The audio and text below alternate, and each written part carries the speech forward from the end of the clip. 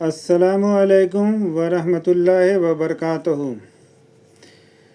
आज 30 मई 2025 बरोज़ जुमा है और सुबह के 9 बज चुके हैं। जनरल इन्फॉर्मेशन में मैं डॉक्टर मोहम्मद नज़रुल हुदा आपका खैर मकदम करता हूँ। आज का मौजू है, आज का विषय है री evaluation of documents for NRC in India, यानी भारत में राष्ट्रीय नागरिक पंजीकरण के लिए दस्तावेज़ों का पुनर्मूल्यांकन। यानी आप जो भी दस्तावेज़ देंगे उसको वेरिफिकेशन किया जाएगा, एनपीआर से डेटा लिया जाएगा। अगर वो आपने वोटर कार्ड नंबर या जो भी दस्तावेज़ नंबर दिया गया है डिजिटलाइजेशन के द्वारा उसको जांच किया जाएगा। नहीं तो अगर शक होगा तो आपसे डॉक्यूमेंट मांगा जाएगा और उस डॉक्यूमेंट का पुनर्मूल्यांकन भी किया जाएगा, री इवैल्यूएशन भी किया जाएगा। तो आज हम इसी मौजू पर बात करेंगे। चूँकि वीडियो बनाने में ये भी ध्यान रखना पड़ता है कि वीडियो बहुत लंबा ना हो और बहुत सारी बातें उसमें इंक्लूड नहीं हो जाती है, कुछ ना कुछ बातें रह जाती है, तो फिर नेक्स्ट वीडियो में इस तरह से बताया जाता है ताकि कॉन्सेप्ट, अवधारणा, तस्वुर क्लियर हो जाए। तो चलिए, जैसा कि मैंने पिछले वीडियो में बताया था कि जो नागरिकता साबित करने के लिए दो ही डॉक्यूमेंट है, एक बर्थ सर्टिफिकेट है और दूसरा डोमिसाइल सर्टिफिकेट है। ये दो ही मेन कोर बिंदु होता है उसका। अगर आप हमारे चैनल पर को पहली बार देख रहे हैं या नए हैं तो आप जनरल इन्फॉर्मेशन के चैनल को सब्सक्राइब कीजिए, बेल आइकन को प्रेस कीजिए, लाइक कीजिए और सोशल मीडिया पर शेयर कीजिए। अब हम विषय वस्तु की तरफ आगे बढ़ते हैं। बर्थ सर्टिफिकेट, जैसा कि हमने बताया कि बर्थ सर्टिफिकेट एक तो बच्चे का बनता है, 21 दिन के अंदर में वो हो गया। दूसरा ये हो गया कि जिन लोगों का बर्थ सर्टिफिकेट नहीं बना है, 2 साल 4 साल के बच्चे हैं, वो भी एफिडेविट लगा करके जो बन जाता है। और तीसरा जो ये होता है कि जो 30 साल 40 साल के हो गए हैं उनका बर्थ सर्टिफिकेट जारी करने का जो आधार होता है वो स्कूल का सर्टिफिकेट होता है, यानी स्कूल लेटर पैड पर हेडमास्टर लिख करके देते हैं, चाहे वो 5th क्लास पास हो, 2 क्लास पास हो, 2 क्लास पास हो, 3 क्लास पास हो, तो वो लिख करके देते हैं। या ट्रांसफ़र सर्टिफिकेट, तो ट्रांसफ़र सर्टिफिकेट को मैं इसलिए नहीं बोलूँगा कि जो भी रीजनल लैंग्वेज क्षेत्र है उसमें बहुत सारा जो है उस भाषा में निर्गत किया जाता है, हिंदी में निर्गत किया जाता है या बांग्ला में। अगर इंग्लिश में है तो कोई बात नहीं। तो अगर मान लीजिए कि दूसरे भाषा में है, अंग्रेज़ी को छोड़ करके, तो इंग्लिश में ही लेटर पैड पर आप लिखवा लीजिए कि इनका नाम ये है, फादर का नाम ये है, ये परमानेंटली रेसाइडेड यहाँ है, इनका date of birth admission record में ये है और इन्होंने एडमिशन जो है ट्रांसफ़र सर्टिफिकेट नंबर इतना, या प्राइमरी स्कूल रहेगा तो वहाँ तो टीसी का कोई ज़रूरी नहीं है, तो लिख दिया जाएगा कि इतने तारीख को इन्होंने एडमिशन लिया हमारे ये सीरियल नंबर में जो रजिस्टर के या जो भी रजिस्ट्रेशन नंबर इनका ये है, जो भी सो एंड सो है। तो उस बेस पर आप जो है नॉट फर्स्ट क्लास मजिस्ट्रेट का एफिडेविट बनाएंगे तो और जो भी फॉर्मेलिटी है ये डॉक्यूमेंट लगा करके आपका जो बन जाएगा। लेकिन जो लोग चूँकि birth and death registration act 1969 में बना और उसके बाद बर्थ सर्टिफिकेट, डेथ सर्टिफिकेट का इंडिया में प्रोविज़न हुआ, उससे पहले जो लोग पैदा हुए हैं तो उन लोगों को केस फाइल करना होगा। केस फाइल करने के बाद कोर्ट से ऑर्डर होगा, वो ऑर्डर कॉपी लगा करके आप अपना बर्थ सर्टिफिकेट बना सकते हैं। या जो लोग 30-40 साल के हो गए हैं, जिन लोगों का कोई स्कूल में सर्टिफिकेट नहीं है, तो उन लोगों को भी कोर्ट से ऑर्डर ले करके बनाना पड़ेगा। वो वकील आपको प्रोसीजर बताएगा। और तो ये तो दो बातें हो गई। एक तो जो लोग पढ़े लिखे हैं या जो लोग पढ़े लिखे नहीं हैं। तीसरी बात, या जो लोग 1969 से पहले पैदा हुए हैं उनको भी कोर्ट से ऑर्डर लेना होगा, अगर वो पढ़े लिखे हैं तो पर भी। तो ये बर्थ सर्टिफिकेट बनाने का ये आधार है। अगर आपका बर्थ सर्टिफिकेट बन जाता है तो किस आधार पर जारी किया गया, स्कूल का जो आपका लेटर पैड पर लिख करके इंग्लिश में हेडमास्टर ने दिया है, या वो प्राइमरी स्कूल हो, मिडिल स्कूल हो या सरकारी स्कूल हो, वो इंग्लिश में वो उसको भी रखना है और जो बर्थ सर्टिफिकेट इशू हुआ उस आधार पर उसको भी रखना है। अब बिहार के अंदर या जो बंगाल के अंदर या जो भी अदर स्टेट है उसके अंदर जो भी सरकारी मदरसा है या मदरसा बोर्ड है, उसमें मदरसा बोर्ड का जो सर्टिफिकेट होगा, जो लेटर पैड पर लिख करके देगा, वो भी मान्य होगा, वो भी काबिल कबूल होगा। लेकिन शर्त ये है कि आपको उसके साथ मदरसे का एफिलिएशन हुआ है और जिस सेशन में आपने एडमिशन कराया है, जिस साल में, वो साल उसका मान्यता रहना चाहिए, वो रिकॉग्नाइज रहना चाहिए। वो रिकॉग्नाइज का प्रूफ भी आप निकलवा करके उसके साथ रख सकते हैं। चूँकि बहुत सारे मदरसे बंद हो चुके हैं, उसमें पढ़ाई नहीं होती है, तो ये सवाल आएगा कि इसका जो सर्टिफिकेट आपको दिया गया लेटर पैड पर, आप यहाँ से पढ़े हैं, तो ये सरकारी उस साल ये मान्यता प्राप्त है कि नहीं है, तो उसका आपको मदरसा एजुकेशन बोर्ड से ला करके देना होगा। या जो संस्कृत बोर्ड है, अगर किसी ने मध्यमा किया, पद्मा किया, तो मध्यमा वगैरह 10th माना जाता है इक्विवेलेंसी, उसमें हिंदी मीडियम या संस्कृत में लिखने का प्रोविज़न होता है। तो संस्कृत बोर्ड का भी जो सरकार का मान्यता प्राप्त है उस साल का, वो भी आपको साथ में रखना होगा। और स्कूल का लेटर पैड हो गया, बर्थ सर्टिफिकेट हो गया, जो लोग पढ़े लिखे नहीं हैं, कोर्ट का ऑर्डर हो गया, और ये बर्थ सर्टिफिकेट हो गया। तो ये तो ए ग्रुप में बात आ गई, और उन लोगों के लिए आ गई जो 1 जुलाई 1987 या उससे पहले पैदा हुए हैं। ये मेन डॉक्यूमेंट है, इसके अलावा कोई डॉक्यूमेंट देने की ज़रूरत नहीं है। दूसरा मैंने बताया था कि डोमिसाइल सर्टिफिकेट जो जारी किया हुआ होना चाहिए वो 1 जुलाई 1987 या उससे पहले का होना चाहिए। उसमें FIR कॉपी हो गई, सेल डीड पेपर हो गया, या लैंड रिकॉर्ड हो गया, या पावर ऑफ अटॉर्नी भी हम जो है 1 जुलाई 1987 या उससे पहले का हम दे सकते हैं। कोर्ट का डिसीजन लेटर हो गया, कोर्ट का ऑर्डर कॉपी हो गया, उसको लगा सकते हैं। Certified copy of voter list है, उसको लगा सकते हैं। Certified copy of residential certificate issued by competent authority at least SDO level या DM लेवल का जो भी जो आपका रेसिडेंशियल सर्टिफिकेट होगा, उस सर्टिफिकेट को आप रिकॉर्ड से उसका जीरोक्स करवा के ले लेंगे, या जो उसका रिकॉर्ड होगा उसका सर्टिफाइड कॉपी ले लेंगे, तो ये भी चलेगा। चूँकि उस वक्त में डिजिटलाइजेशन नहीं था, आपको सर्टिफाइड कॉपी ही लेना पड़ेगा।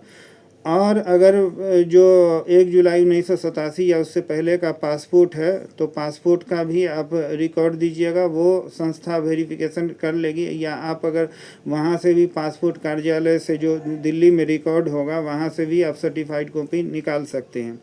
तो जो 1 जुलाई 1987 या उससे पहले पैदा हुए हैं, उनको बर्थ सर्टिफिकेट, स्कूल सर्टिफिकेट, और जो पढ़े लिखे नहीं हैं, कोर्ट का ऑर्डर, ये 2-3 डॉक्यूमेंट ही काफ़ी है। उसके लिए कोई मतलब परेशान होने की ज़रूरत नहीं है, कोई दूसरा डॉक्यूमेंट देने की ज़रूरत नहीं है। हाँ, जो 2 जुलाई 1987 से लेकर के जो अब तक पैदा हुए हैं, उनको तो बर्थ सर्टिफिकेट देना ही होगा। अगर उन्होंने स्कूल से लेटर पैड में जो लिखवाया है हेड मास्टर से, जो भी डिटेल इनका ये एडमिशन हुआ, ये नाम है, वो भी रखना होगा। और साथ में रिलेशनशिप एस्टेब्लिश करने के लिए जो बर्थ सर्टिफिकेट में बाप का नाम है, वही नाम से FIR कॉपी में भी वही नाम होना चाहिए। अगर उनके फादर पर FIR हुआ होगा या दादा पर, तो उसको भी रखना है। और sale deed paper of land record का रखना है, वो भी 1 जुलाई 1987। जो भी आप केवाला वगैरह को अगर हिंदी में रहेगा, तो वकील से मिल करके उसको ट्रांसलेट करवा के उसका सर्टिफाइड को ट्रांसलेट टू सर्टिफाइड वकील कर देगा, तो वो भी माना जाएगा। तो जो भी हिंदी का डॉक्यूमेंट है, या FIR कॉपी हिंदी भाषी क्षेत्र में, या जो मलयालम क्षेत्र है, या तेलुगु क्षेत्र है, तेलंगाना है, आंध्रा है, तो उसको इंग्लिश में ही करवा लेंगे। तो ख़ास करके जो हिंदी भाषी क्षेत्र है, तेलंगाना वगैरह में तो प्रमाण पत्र अमूमन इंग्लिश में ही जारी होते हैं। जो हिंदी भाषी क्षेत्र है, वो प्रमाण पत्र हिंदी में जारी करता है। जैसे राजस्थान हो गया, या छत्तीसगढ़ हो गया, या मध्य प्रदेश हो गया, या झारखंड हो गया, या उत्तराखंड हो गया, या हिमाचल प्रदेश हो गया। तो ये हिंदी भाषी क्षेत्र है, तो इसमें इंग्लिश में ट्रांसलेशन इसलिए मैं बोल रहा हूँ कि ताकि किसी भी तरीके का अगर पुनर्मूल्यांकन हो, तो आपको डॉक्यूमेंट में कोई भी परेशानी नहीं हो, तो आप इसको करवा लेंगे। और एक जो बात है, मेन पॉइंट है कि नाम का जो स्पेलिंग है, आपका नाम, आपके फादर का नाम, आपकी मदर का नाम, आपका डेट ऑफ बर्थ, और आपके फादर का अगर बर्थ सर्टिफिकेट होगा उसमें फादर का नाम होगा, तो और आपके दादा का नाम या आपकी दादी का नाम, तो रिलेशनशिप एस्टेब्लिश करने में आपके दादा या दादी का डॉक्यूमेंट देना पड़ेगा। या अगर आपकी माँ है तो वो जो है नाना या नानी का भी डॉक्यूमेंट दे सकती है।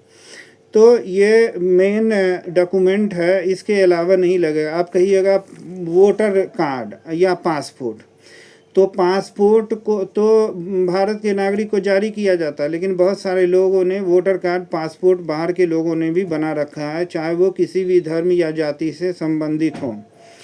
तो उनको रिलेशनशिप एस्टेब्लिश करने के लिए पुराना डॉक्यूमेंट ही देना पड़ेगा। तो ये दो मेन डॉक्यूमेंट है, उसके अलावा कोई डॉक्यूमेंट देने की ज़रूरत नहीं है। अगर आप पासपोर्ट या वोटर कार्ड देंगे तो आपको 1 जुलाई 1987 से पहले आपका बाप और दादा का आपको वो डॉक्यूमेंट देना पड़ेगा। FIR कॉपी हो या सेल डीड पेपर हो या कोर्ट ऑर्डर कॉपी हो, कोर्ट डिसीजन कॉपी हो, certified copy of voter list हो उस ज़माने का, लेकिन उसमें नाम सेम रहना चाहिए। लेकिन हमने जो आकलन किया, जो दस्तावेज़ों को देखा है, उसमें बहुत प्रचुर मात्रा में नाम में डिफरेंस है, नाम में गलतियाँ हैं। किसी डॉक्यूमेंट में कुछ नाम है, किसी डॉक्यूमेंट में कुछ नाम है।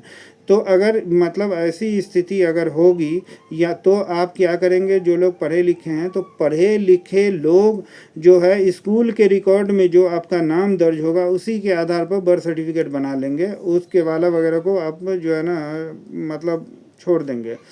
तो उसमें बहुत लंबा प्रोसेस है सबको सुधार करना। जो लोग पढ़े लिखे नहीं हैं तो अब उनके लिए तो फिर मुश्किल होगा, तो वो कोर्ट का ऑर्डर लेंगे, उसमें जो नाम रहेगा as it is birth certificate बना लेंगे, और बाकी चीज़ में नाम सुधार करवाने उतना लंबे प्रोसेस में जाने की ज़रूरत नहीं है। आपका जो वोटर कार्ड है या जो आपका पासपोर्ट है, तो उसको देने के साथ साथ ये सारे रिलेशनशिप डॉक्यूमेंट देने की ज़रूरत आपको पड़ेगी।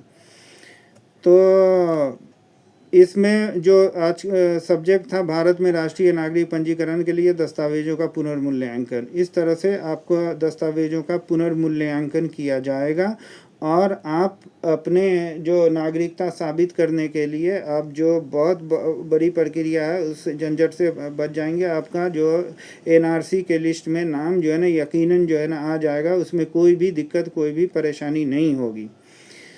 अब इसमें जो नेपाल के लोग बिहार, यूपी या दिल्ली या बाकी क्षेत्रों में रह रहे हैं उनको भी पुराना डॉक्यूमेंट देना ही होगा, ताकि जो है वो साबित हो सके कि वो इंडियन है, वो वहाँ के नेपाल के नागरिक नहीं है। चूँकि बहुत सारे नेपाली लोग भी रह रहे हैं, बहुत सारे भूटान के लोग भी रह रहे हैं, तो जब एक्सरसाइज होगा तो पूरे तौर पर होगा। अभी आपने देखा कि दिल्ली में रेखा गुप्ता की सरकार है, उसने कोई मज़हब देख करके जो ऑर्डर दिया घर तोड़ने का, या जो है ना इलीगल तरीके से रोड पर दुकान चला रहे हैं, रोड जाम कर रहे हैं, तो उसमें जो भी जाति धर्म के लोग हैं उस सब के लिए वो ऑर्डर है, सबके लिए वो रूल है। किसी एक पार्टिकुलर धर्म के लिए वो रूल नहीं है, चाहे वो वहाँ हिंदू हो मुस्लिम हो, हटाना है तो सबको हटाना। उसी तरह से NPR या NRC जब होगा तो वो सबके लिए होगा। तो आपको क्या क्या डॉक्यूमेंट रखने की ज़रूरत है? बर्थ सर्टिफिकेट रखने की ज़रूरत है, स्कूल एडमिशन का जो रिकॉर्ड है उसका ब्यौरा जो है आपको जो स्कूल लिख करके इंग्लिश में देगा या मदरसा लिख के देगी, या संस्कृत बोर्ड का जो भी स्कूल होगा, विद्यालय होगा, वो लिख करके देगा, उसको रखना है। अगर वो लोग पढ़े लिखे नहीं हैं तो कोर्ट का ऑर्डर रखना है। अगर जो लोग पढ़े लिखे 1969 या उससे पहले पैदा हुए हैं तो उनका भी जो है वो कोर्ट का ऑर्डर रखना है। चूँकि 1969 से पहले जो लोग पैदा हुए जनरली कोर्ट में केस फाइल करके उसका ऑर्डर कॉपी ले करके ही वो बनेगा, तो ये डॉक्यूमेंट रखना है। अब डोमिसाइल कॉपी में FIR रखना है, सेल डीड पेपर अगर है, लैंड रिकॉर्ड है वो रखना है, कोर्ट का ऑर्डर कॉपी है तो वो निकाल के रखना है, कोर्ट का डिसीजन हुआ है, कभी कोर्ट का फैसला हुआ है तो वो रखना है, और वो पुराना वोटर लिस्ट है अगर बाप दादा का नाम अगर मैच कर रहा है तो उसका सर्टिफाइड कॉपी रखना है, और रेसिडेंशियल सर्टिफिकेट का जो है सर्टिफाइड है उनके यहाँ रिकॉर्ड है कि नहीं वो रखना है, तो ये सारी, अब बहुत सारे लोग ये पूछ रहे हैं कि भाई जाति प्रमाण पत्र चलेगा कि नहीं।